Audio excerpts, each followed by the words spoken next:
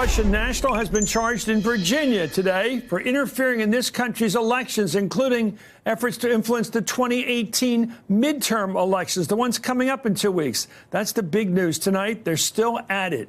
The criminal complaint reveals that Elena Kushayanova of St. Petersburg was charged with conspiracy to defraud the United States for waging a social media campaign to create and amplify divisive social media and political content. In other words, to stir up trouble here. Using fake online identities, the Russian conspirators allegedly posted online propaganda like this, which spreads lies about former President Obama and gives cover to President Trump. The caption, by the way, to this image reads, "If only the media had been as bothered by Obama's ties to the Muslim Brotherhood as they are by Trump's fake ties to Russia." Well, of course, Obama had no such ties. Another inflammatory post targeted Muslims with an anti-immigration message saying, "No cult pretending to be a religion should ever be given the freedom to exist within the same Western countries that they are taught to hate." Well, of course, that's anti-Islamic. The complaint alleges that the Russian propaganda campaign going on right now inflamed passions over divisive issues, listing them all. This is what they've targeted. They're pretty smart, those Russians. Look what they're doing. They're going after on the red-hot issue of immigration, the red-hot issue of gun control, the Confederate flag issue, the Women's March, and even the debate over the NFL and taking a knee and the national anthem. All the stuff we've been fighting about in this country, they've been heating up more so.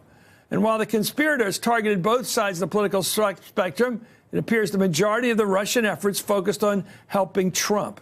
Trump was asked about that news today. Nothing to do with my campaign. You know, all of the hackers and all of everybody that you see, nothing to do with my campaign. If they're hackers, a lot of them probably like Hillary Clinton better than me. Now they do.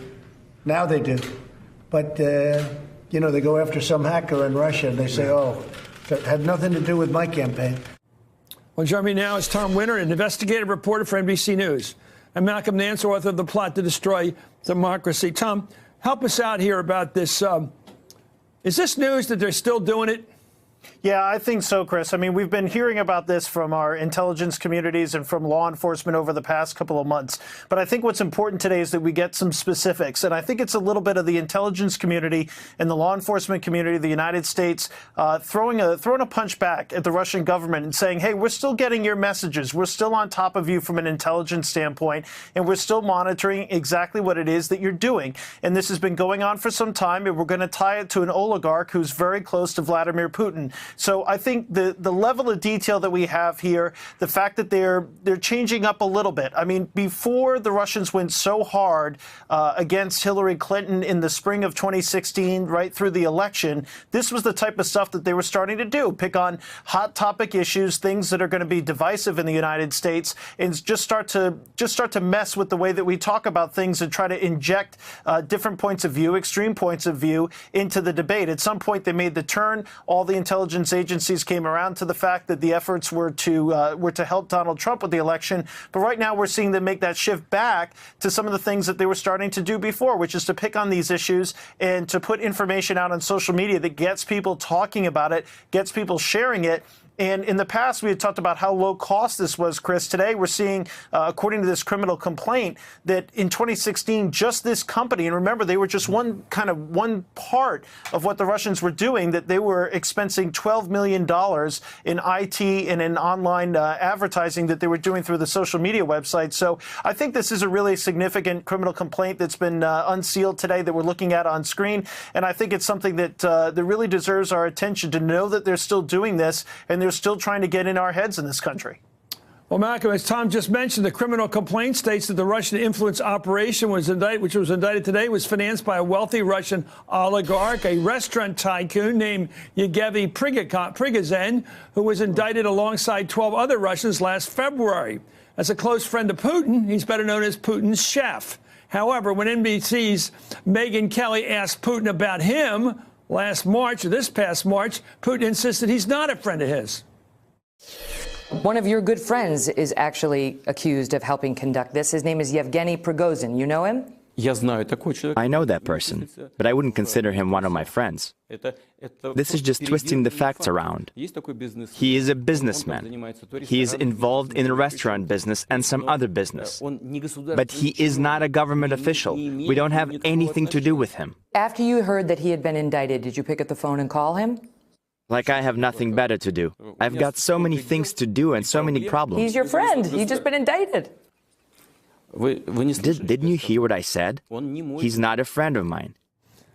Malcolm, let me ask you about something that impressed as a political person. I'm amazed at the sophistication of the bad guys here, the Russians. They know everything that irritates this country, everything that's a flashpoint, whether it's immigration or it's guns or it's everything. They seem to know everything that hurts us, and they want it to hurt more.